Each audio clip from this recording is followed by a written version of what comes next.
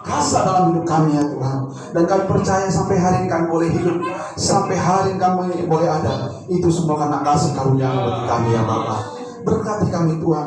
Jadikan kami seperti Maria, duduk diam menikmati firman Allah. Terima kasih Tuhan Yesus kami boleh ada hari ini. Di dalam nama Yesus Kristus kami patahkan setiap pekerjaan iblis yang ingin mencuri benih firman Allah. Kami patahkan kuasanya dalam nama Yesus Kristus. Haleluya, haleluya, amin. Puji Tuhan, silakan duduk. Terima kasih Tuhan.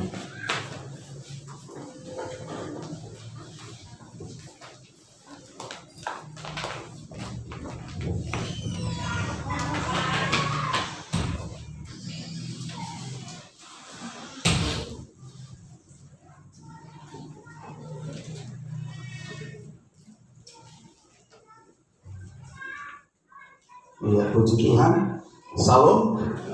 Ya, kita kembali. Terima kasih Tuhan di dalam minggu terakhir di bulan yang keempat tahun 2021 kita bersyukur sampai hari ini kita bisa ada semua karena kemurahan Tuhan. Ya, terima kasih Tuhan. Tema kita hari ini yaitu mengenal Allah dengan benar.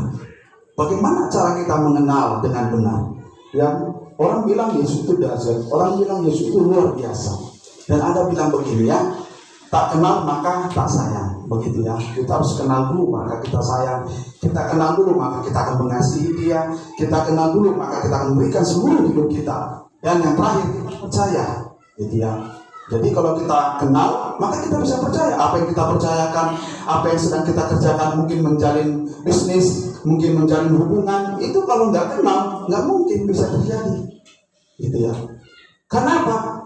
Mengenal dulu baru saling percaya. Mengenal dulu baru saling, ada kata saling di sana, ada hubungan, dan itu terus meningkat. Apakah hubungan yang serius atau hanya sebatas persahabatan atau sebatas pertemanan? Nah, itu yang terlebih adalah mengenal siapa dia.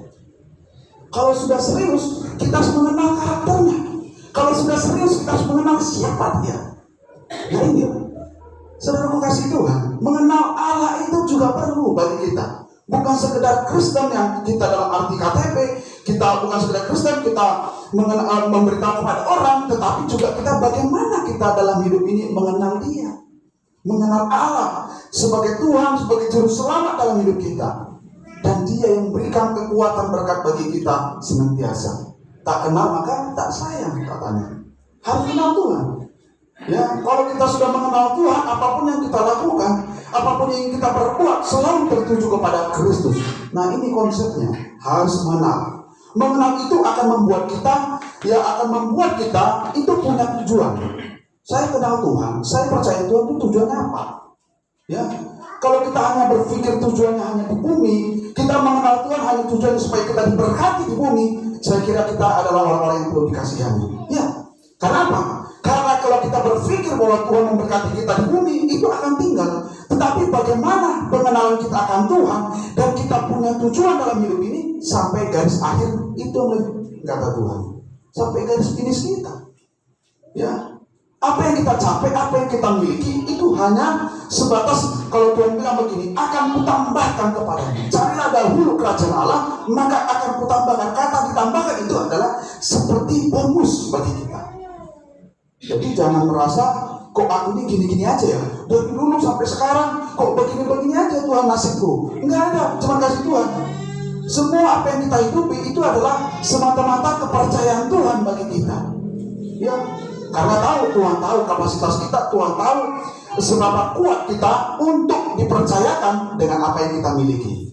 Jangan sampai kita miliki segala-galanya kita jadi sombong. Jangan sampai kita memiliki segala-galanya kita sangat membegahkan diri. Siapa saya? Saya orang hebat, saya orang pintar, saya profesor, saya doktor, ya begitu. Ya, saya orang-orang terpandang dan sebagainya. Nah ini, sehingga tujuannya melesat, sehingga tujuannya tadinya adalah Kristus lama-lama akan mulai share. Kita lihat nanti Yeremia 9 ayat 23-24.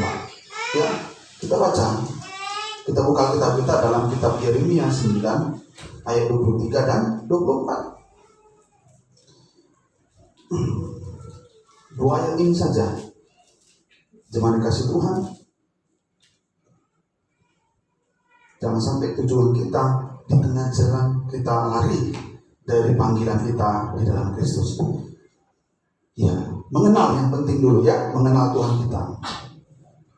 Yeremia 9 ayat 23 dan 24, silakan dibaca.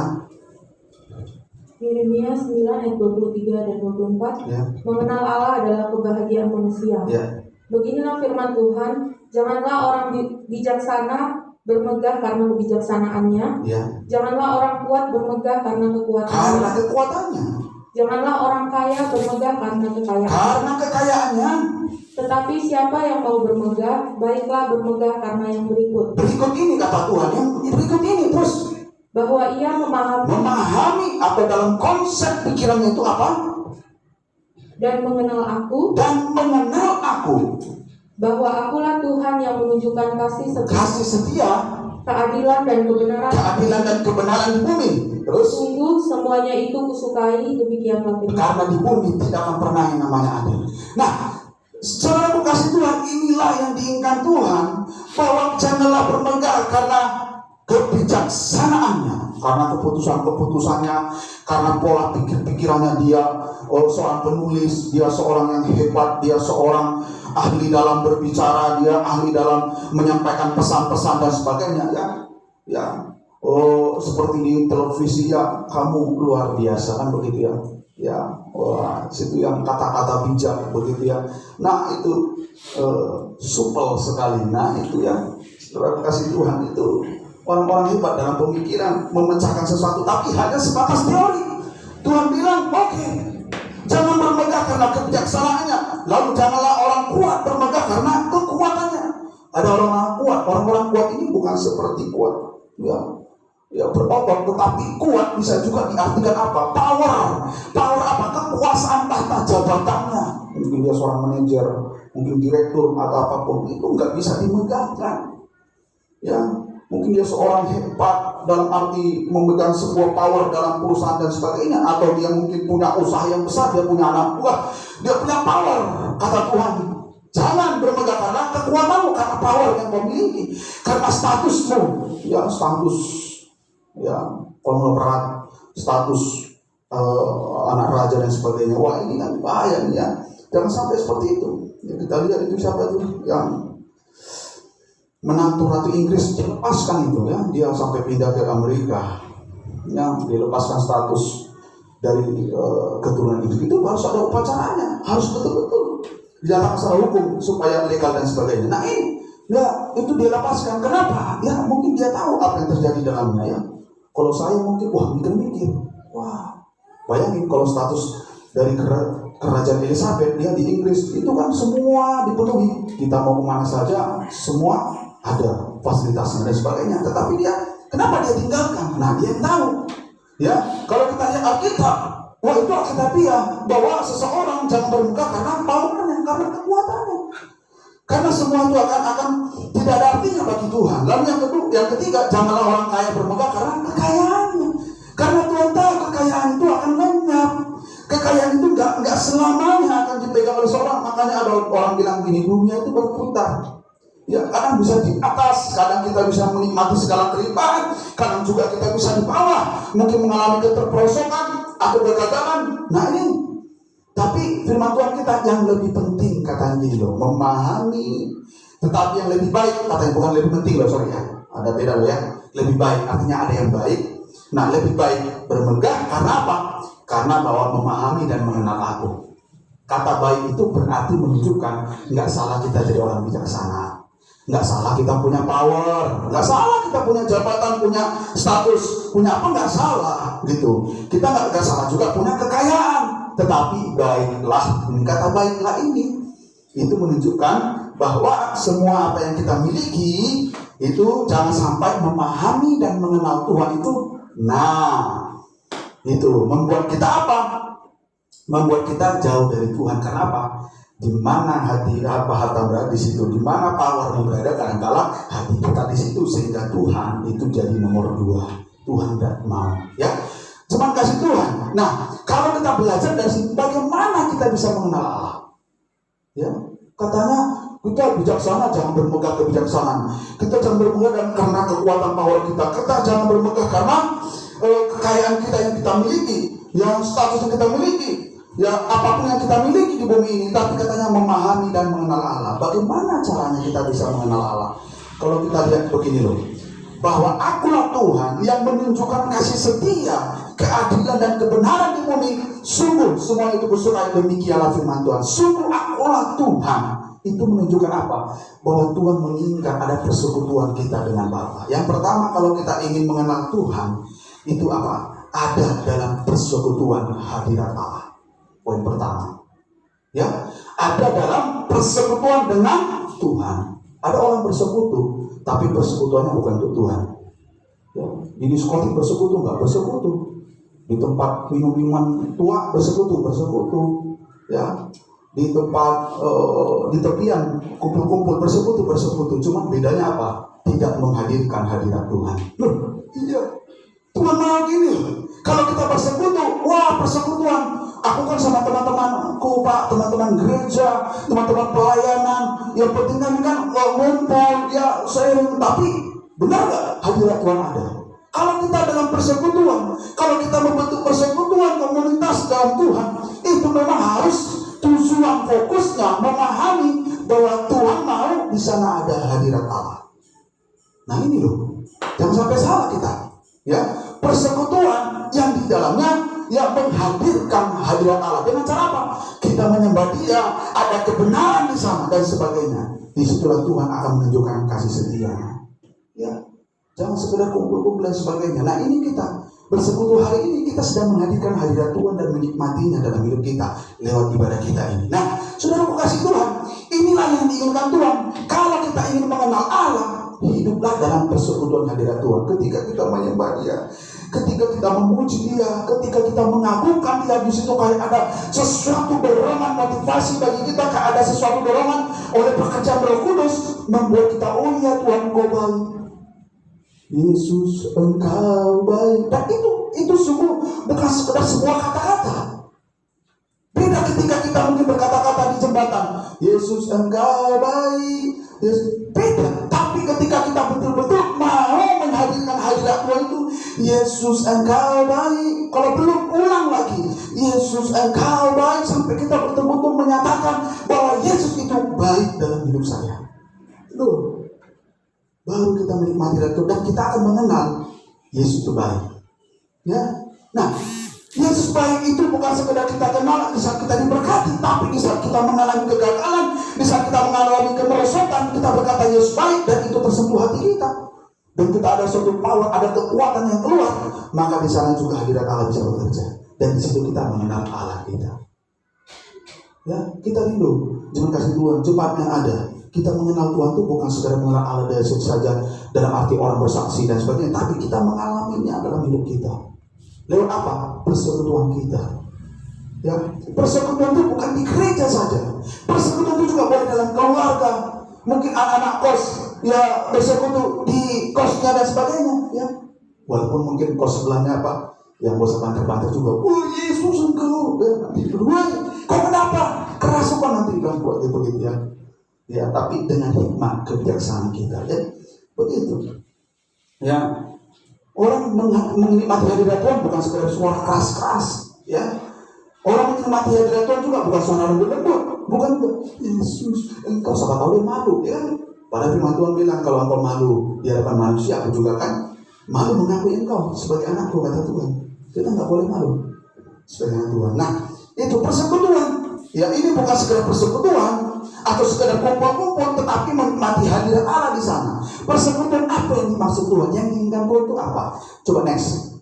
Persekutuan bagaimana? Nah ini, persekutuan yang ada di dalamnya. Nah, persekutuan yang ada di dalamnya, ya kumpul-kumpul yang ada di dalamnya itu adalah apa? Mengajar, memecahkan roti dan berdoa. Itu yang Tuhan mau. Kalau kita ingin mengenal Dia, kalau kita ingin mengenal Tuhan kita dengan baik, dan itu kita resapi dalam hidup kita dan dalam perjalanan kita, ini loh, ya, mengajar di dalamnya ada mengajar. Makanya ada firman Tuhan. Bukan saya yang mengajar Bapak Ibu, jangan sampai salah. Saya bukan mengajar Bapak Ibu, bukan. Tapi saya sedang menyampaikan, dan yang mengajar itu adalah Roh Kudus melalui kebenaran firman Allah.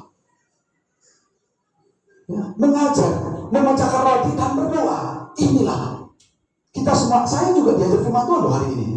Jangan pikir ketika saya berkhotbah di sini, ketika saya nyampaikan firman Tuhan, lalu saya nggak kena. Siapa bilang nggak kena? Saya kena. Terlebih dahulu saya kena.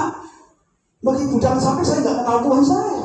Saya capek-capek pelayanan, saya mati-matian melayani Tuhan, lalu Tuhan bilang, ya aku kenal Tuhan, tapi Tuhan kenal nggak sama saya? Ya, apa ya? Kepedean gitu ya, sok kenal gitu ya. Kata Tuhan, kamu kenal aku ya? Ya, aku nggak kenal kamu. Kepedean begitu ya. Tapi kalau kita lakukan ini, so pasti kita kenal Tuhan. Ya, pasti. Kenapa? Di dalam medan mengajar, memecahkan roti dan berdoa. Kita lihat Kisah Rasul 2 ayat 42. Ini diingatkan Tuhan persekutuan itu. Kisah Para Rasul 2 ayat yang ke-42. Ya. Mereka bertekun dalam pengajaran rasul-rasul Bertekun di dalam pengajaran rasul-rasul dan dalam persekutuan. Nah, dan dalam persekutuan. Dan mereka selalu berkumpul untuk memecahkan roti dan berdoa. Jadi ini juga bisa dipraktekkan dalam keluarga, dipraktekkan dalam hidup pribadi. Kalau kita hidup dalam persekutuan itu, di sana kita akan mengenal Tuhan kita dengan baik dan benar. Saudara kasih Tuhan. Ya. Bukan nanti, wah, kata Pak Gembala memecahkan roti, udahlah. Ya, Bapak Pani beli dulu roti 1 kardus. Pokoknya kita pecah-pecahkan roti di sini. Ya, asal dipecah-pecahin. Bukan seperti itu. Ya. Tapi memecahkan roti dalam arti rohani adalah berbagi kasih di sana. Ya, berbagi kasih, berbagi kehidupan, apa yang bisa saya sampaikan, apa yang saya alami. Ya, berbagi kasih itu juga bukan sekedar perkataan, tapi juga teladan hidup kita. Loh ya, kita katanya terang dunia, jadilah terang dunia, jadilah garam dunia. Tapi kita jadi bukan garam, kita bukan jadi terang. Ya, begitu ya. Saya pernah bilang begini sama teman pendeta, Pak, Bapak ini sudah makan asam garam dalam pelayanan. Saya bilang, wah, saya nggak mau Pak makan asam garam, nanti tensi saya naik. Wah, itu tangkapannya artinya dia bercanda sama saya. Maksud saya itu Pak jadi garam dunia Pak. Oh iya Kak, begitu. Nah, kadang kita sampaikan yang benar, kadang kita sampaikan sesuatu yang baik, belum tentu ditangkap dengan baik. Ada yang tangkap bercanda, ada yang tangkap dengan serius dan sebagainya. Tapi ini yang Tuhan mau. Memecahkan roti, berdoa, mengajar. Kalau kita mau diajar, hiduplah melalui firman Tuhan, mengenal Tuhan. Ya, kalau kita mengenal Tuhan, pasti kita cintakan Dia. Kalau kita kenal Tuhan, pasti kita mengasihi Dia. Dan otomatis tanpa kita minta pun Tuhan tahu apa yang menjadi kebutuhan kita. Iya. Bagaimana seorang anak itu, kalau ditanya bapakmu siapa? Kalau nggak kenal bapaknya, berarti selama ini nggak ada persekutuan dengan bapaknya. Ya. Tapi kalau dia kenal siapa bapakmu, ini bapakku, berarti memang dalam mereka itu ada hubungan. Persekutuan itu hubungan maksud saya. Persekutuan ada hubungan antara ayah dan anak, antara papa dan anak, istri dan sebagainya. Nah, ini ya, apalagi lu tanya siapa suamimu, wah suamiku nggak tahu Pak, wah itu bahaya tuh. Ya, itu bahaya tuh kalau tanya suami nggak kenal, wah bahaya lagi, lebih bahaya lagi. Kalau anak-anak ditanya bapaknya nggak ngerti, soal biasa. Tapi kalau seorang istri tanya siapa suamimu, nggak tahu Pak, saya suami saya yang mana, wah ini bahaya nih ya, gitu ya. Nah ini, ya bapak juga, Pak istrimu yang mana? Yang mana dulu Pak? Di mana? Di mana lagi ini ya? Yang mana dulu? Yang di mana? Wah ini bahaya nih ya. Tapi di sini tidak ada. Di sini cinta Tuhan dan mengenal istri, suami istri dan anak-anak. Amin. Iya. Oh, amin. Haleluya ya. Begitu ya. Kenapa? Persekutuannya luar biasa, karena mengenal Tuhan. Kalau kita mengenal Tuhan, kalau kita mengenal Bapa kita dalam persekutuan kita, otomatis dalam rumah tangga, dalam keluarga dengan anak-anak itu akan efeknya, dampaknya juga akan ada. Begitu. Kita nggak usah diingatkan Pak, Bu, begini ya, enggak. Tapi kalau itu terjadi dalam hidup kita, di dalam hubungan kita dengan Tuhan, otomatis yang sekitaran kita juga akan ada dampaknya dengan baik. Pertanyaannya, mau nggak kita ini berdoa? Mau nggak kita ini bersekutu, memecah-mecahkan roti, berbagi kasih kita? Berbagi kasih itu bukan sekedar berbagi roti secara jasmani, tapi berkasih itu kita mungkin senyum kepada orang. Salam Bu, salam Pak, gimana kabarnya? Oh sehat, gitu ya. wah kamu cantik hari ini. Ya, tapi betul-betul ngomong betul-betul ya. Tapi kadang ada orang loh berat ngomong gitu. Wah kamu ganteng hari ini, kamu cantik. Ngapain aku ngomong kayak gitu? Emang siapa dia? Makanya. Ya, nggak bisa, harus ngomong dengan baik. Kalau itu hari kita apa? Itu kita sedang berbagi kasih. Ya, sesuatu yang baik. Ya, roti itu kan sesuatu yang baik, mengenyangkan, memuaskan dahaga laparnya dan sebagainya. Itulah kita beri yang terbaik. Ya. Coba seseorang kita ketemu, teman kita. Wih, lama kita nggak ketemu ya 10 tahun. Tapi kok jelek betul kamu sekarang. Saya yakin itu pulang-pulang itu nggak tahu kok gitu yang ngomongnya. Dan itu mungkin bisa dengannya, wah jelek aku kok jelek ya. Waduh udah begini nasibku. Udah 10 tahun nggak ketemu, ngomongnya juga negatif. Wah ini parah ini. Ya parah itu. Ya mungkin besoknya nggak mau ketemu lagi. Ayo kita ketemu yang aku punya kesibukan dan sebagainya. Nanti ngomongin jelek lagi. Nah ini loh, udah kasih gue. Kalau kita berbagi kasih sesuatu yang baik saja, itu orang bisa senang dan orang bisa dimenangkan. Mengenal Tuhan itu mudah sekali. Mengenal nggak ribet-ribet sekali entah. Wah gimana sih rupanya Tuhan? Wah berjenggot, berjambang, wah pakai ini. Wah kita nggak perlu secara fisik, itu fisiknya manusia. Tuhan kita itu nggak berfisik. Tuhan kita itu roh, suatu pribadi roh yang mampu membuat kita mengerti dan membuat kita kuat berpengharapan mencari hidup kita. Itulah Tuhan kita, karena Dia bisa mengatasi segala-galanya. Jadi kalau bilang orang, gimana sih Tuhanmu? Tuhan itu bukan sekedar berjenggot yang kayak di foto-foto, bukan. Tapi Tuhan itu ya ini mengajar, memecahkan roti dan berdoa. Artinya memberikan dampak, memberikan kekuasaan, memberikan kelegaan, memberikan apa lagi? Pemahaman, memahami konsep pemikiran saya dikuasai oleh Tuhan. Kadang-kadang kita kan dikuasai konsep pikiran kita, maka kita lemah. Aku ini memang bodoh. Aku ini memang begini nasibku. Aku ini memang dibuang. Aku ini memang. Tapi sebenarnya kita berharga. Ini loh diberi Tuhan pemahaman, pengajaran bahwa engkau berharga di hadapan Tuhan. Wah aku ini kotor, aku ini najis, aku ini sudah tidak layak lagi di hadapan Tuhan. Itu katamu, kata Tuhan. Kalau kataku engkau berharga di hadapanku, kata Tuhan. Loh, nggak ada yang sesuatu yang kata Tuhan. Engkau sekalipun berkata aku ini tidak layak, kata Tuhan layak kau. Kalau engkau sungguh-sungguh di hadapanku, kata Tuhan. Ini loh memecahkan roti, mengajar. Hidup di firman Allah. Ya, itu. Lalu yang kedua, persekutuan yang bagaimana kalau kita bisa mengenal Tuhan? Persekutuan yang didasarkan pada Yesus. Jangan persekutuan kita didasarkan Tuhan, aku berdoa nanti aku dapat apa ya Tuhan? Bukan Tuhan, tapi didasarkan pada Yesus. Tahu maksud saya pada Yesus itu? Pada pengorbanannya, bahwa engkau sudah ditebus, bahwa engkau sudah dirayakan, bahwa engkau sudah diampuni oleh Tuhan. Itu yang terlalu utama. Jangan hanya persekutuan Tuhan berkati. Loh itu tiap hari kita memang minta Tuhan berkati. Gitu ya, tapi kalau kita hanya dasarkan kepada kita minta-minta kepada Tuhan, dasarkan terus pada itu, maka persekutuan kita akan lama-lama nanti dasarnya adalah secara jasmani, bukan rohani. Yang Tuhan mau ditujukan pada Yesus.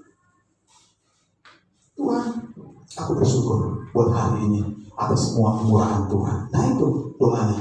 Tuhan, aku bersyukur engkau baik. Yesus, engkau baik bagiku hari ini. Walaupun hari ini aku banyak tantangan, walaupun belum selesai tantangan kemarin, belum selesai loh Tuhan. Kemarin itu belum selesai persoalannya, tapi hari ini aku berkata Yesusku baik. Ini karena apa? Mengenal Yesus dengan benar. Maka tidak ada lagi orang yang putus asa. Tidak ada lagi orang yang merasa dirinya sangat-sangat tidak berharga di hadapan Tuhan. Kita lihat dulu 1 Yohanes 1:6. Saudara kasih Tuhan, kita belajar bersama-sama. Saya juga belajar. 1 Yohanes 1 ayat yang ke-6. Ya. Jika kita katakan bahwa kita beroleh persekutuan dengan Dia, namun kita hidup di dalam kegelapan, kita berdusta dan kita tidak melakukan kebenaran. Artinya gini, jika kita katakan bahwa kita beroleh persekutuan dengan Dia, Yesus, tapi namun hidup dalam kegelapan. Nah ini. Tapi kita masih juga mencintai kegelapan, masih juga mencintai hidup lama kita, persoalan-persoalan yang dalam hidup kita ini yang nggak sesuai dengan kebenaran firman Allah. Nah ini loh, saudara kasih Tuhan. Tuhan bilang ini loh, tidak melakukan kebenaran. Nah, persekutuannya apa? Di dalam Yesus, hanya di dalam Dia. Masalah nanti bagaimana Tuhan? Jangan menghakimi diri sendiri, jangan juga menghakimi orang lain. Karena apa? Yang sanggup menilai kita, yang sanggup memberikan penilaian terbaik bagi kita hanya Tuhan Yesus. Jadi itu yang kita lakukan. Kita perlu bersekutuan dalam Yesus lewat pengorbanan di kayu salib, dan kita juga jangan hidup lagi di dalam kegelapan. Kalau kita masih dalam kegelapan, sama kita dengan orang yang berdusta. Saudara kasih Tuhan, mengenal Tuhan itu hiduplah dalam persekutuan. Maka setiap hari Tuhan akan tunjukkan siapa dirinya bagi kita. Dia akan tunjukkan. Dasarkan semua persekutuannya dalam Yesus Kristus. Tidak ada yang lain. Dasarkan itu dulu pertama. Nanti selebihnya baru. Makanya doa Bapa kami. Bapa kami yang di surga, dikuduskanlah namamu. Datanglah kerajaan-Mu. Jadilah kehendak-Mu di bumi seperti di surga. Berikanlah kami. Nah, itu ada kalimat di atas dulu gitu. Di atas itu kalau dipilah-pilah yang baik pertama, Bapa kami di surga, dikuduskanlah namamu, datanglah kerajaan-Mu yang di bumi seperti di surga. Itu katanya dulu. Artinya apa? Ada pengagungan dulu kepada Tuhan, ada pengagungan dulu kepada Yesus, baru masalah hidupmu dan hidup saya. Berikanlah kami pada hari ini makanan kami yang secukupnya, dan ampunilah kami akan kesalahan kami seperti kami mengampuni orang yang bersalah kepada kami. Sebab Engkau yang punya kerajaan dan kuasa dan kemuliaan sampai selama-lamanya. Wow. Jangan dibalik. Bapa kami yang di surga, berikanlah kami makanan kami yang secukupnya hari ini, dan ampunilah kesalahan kami seperti kami mengampuni kesalahan kami. Dikuduskanlah namamu. Wah, kebalik-balik.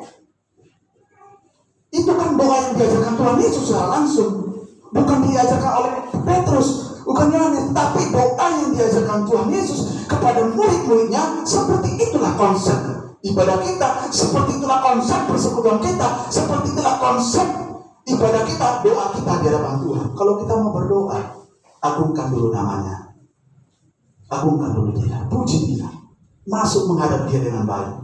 Nanti selebihnya baru minta bagianmu dan bagian saya. Berikanlah kami pada hari ini. Tapi jangan lupa, ampunilah kami akan kesalahan kami. Karena apa?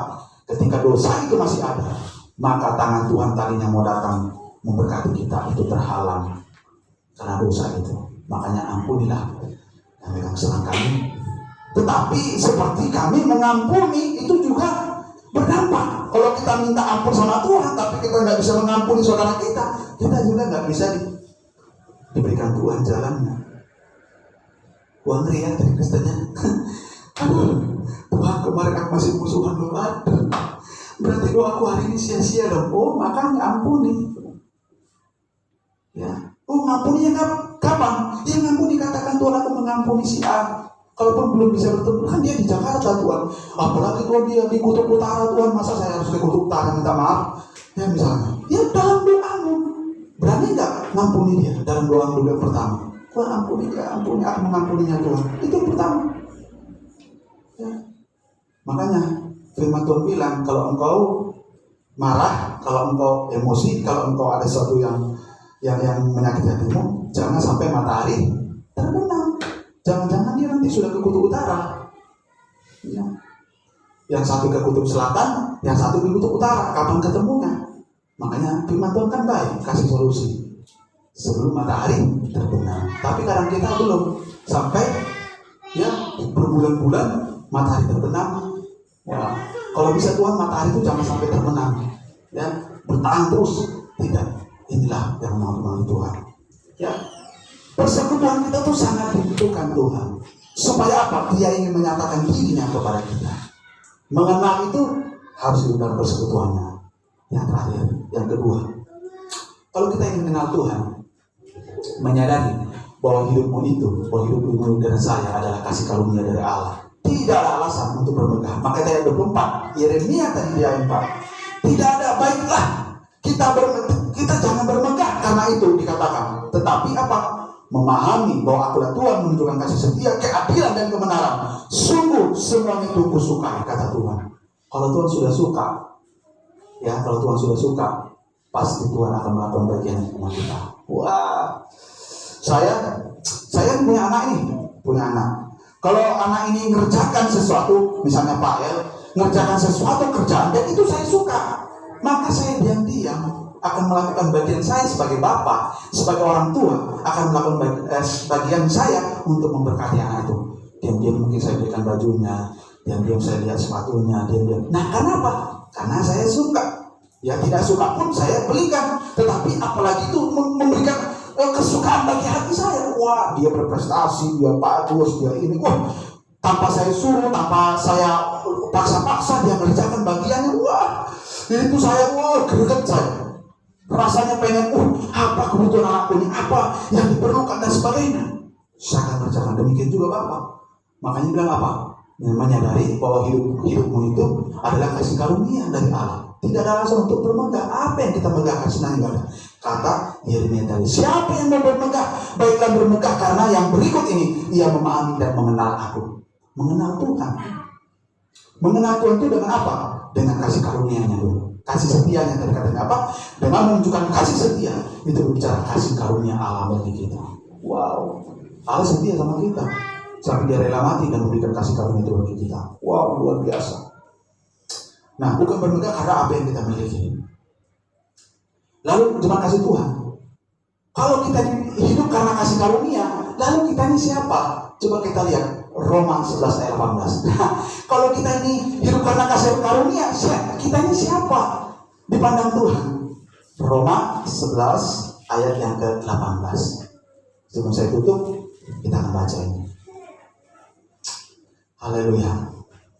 Siapa sih kita ini sebenarnya dipandang ya menurut Tuhan di dalam kacamata Tuhan? Roma 11 ayat 18, silakan baca. Roma 11 ayat yang ke-18. Ya. Janganlah kamu bermegah terhadap cabang-cabang itu. Jangan bermegah karena cabang-cabang itu. Jikalau kamu bermegah, ingatlah bahwa bukan kamu yang menopang akar itu, melainkan akar itu yang menopang kamu. Kita ini akan nopang, Bapak Saudara. Kita nggak bisa bermegah. Aku ini kan cabang, aku ini kan menghasilkan loh akar. Akar lihat, aku ini menghasilkan. Kau nggak perlu lihat. Kamu itu dibawa kotor, kamu itu dibawa hanya menyerap kompos, kotoran hewan, menyerap yang namanya daun yang busuk dan sebagainya, pembusukan kau serap dengan baik. Di sana, wah kamu kotor sekali loh akar. Lalu cabang berkata, ini loh aku lihat semua orang memandang aku. Kalau ketika aku berbuah, maka orang itu akan mengelus-elus aku. Wah berbuah ya, berbuah lagi, dia petik buahnya. Tapi firman Tuhan bilang gini, cabang, jangan kau bermegah, karena bukan kamu yang menopang, tetapi akar itu yang menopang. Tahu nggak itu?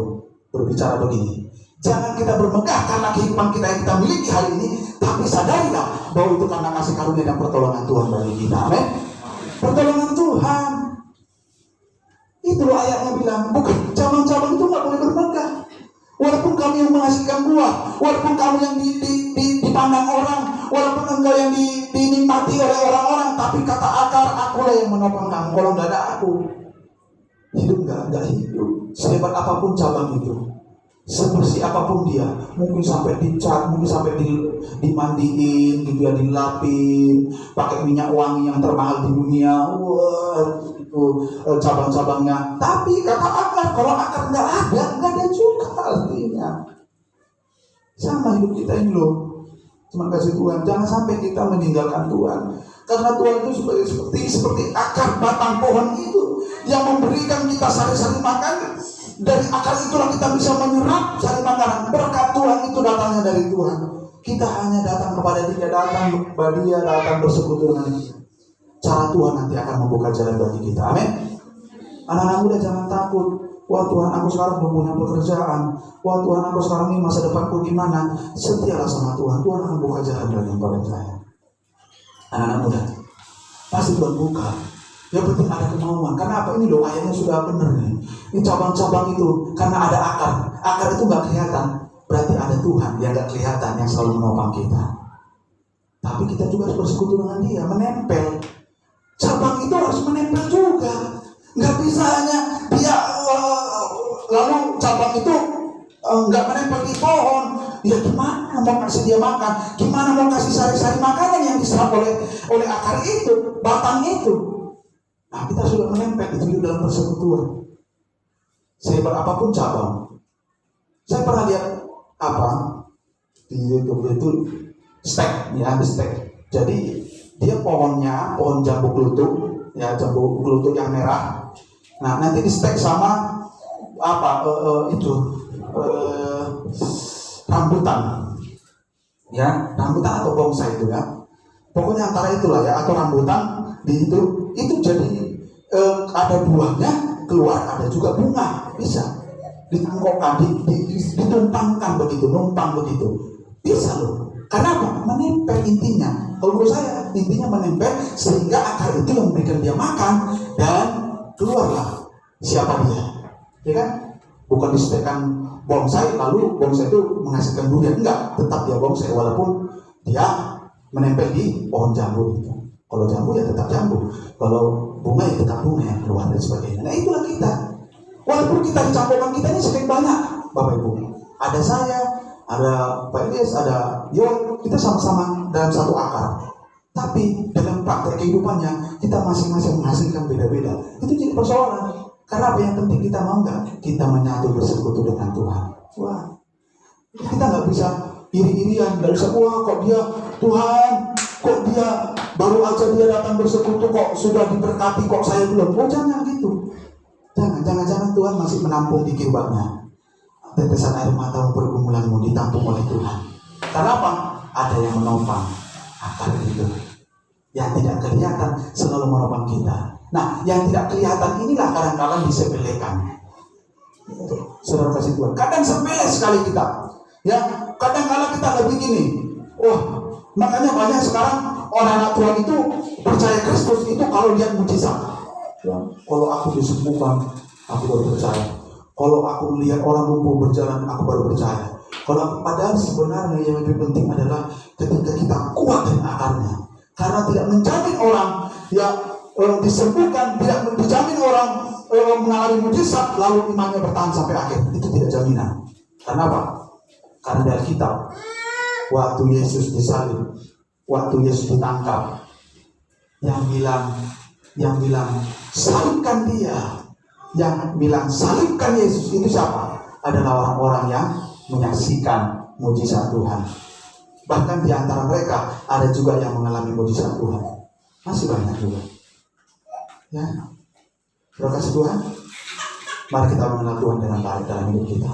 Mengenal Dia, Dia persekutuan kita, dan mengenal Dia karena kasih karunia yang mengalir di kita. Akar yang menopang. Mari kita berakar, bertumbuh, berbuah dalam Kristus Yesus. Puji Tuhan, Tuhan Yesus memberkati kita. Haleluya. Kita angkat ujung kita di hadapan Tuhan. Terima kasih Bapak yang baik.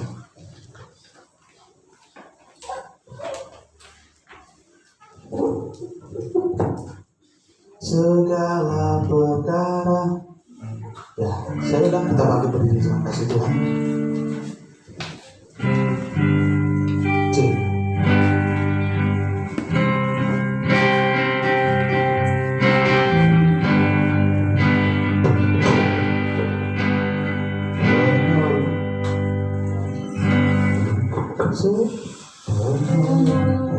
Selalu setia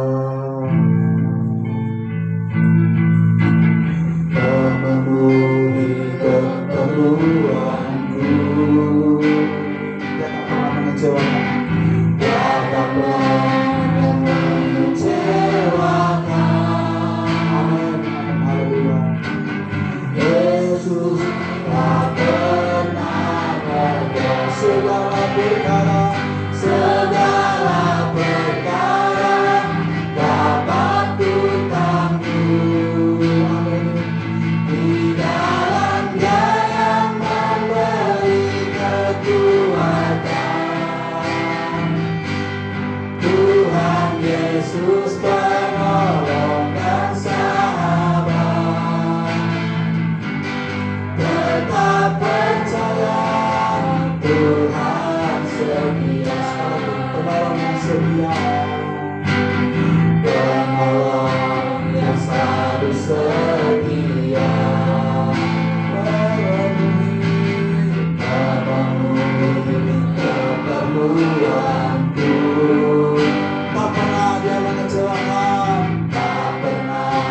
yang mengecewakan. Ya Tuhan, benar Bapa. Yesus tenaga segala perkara, segala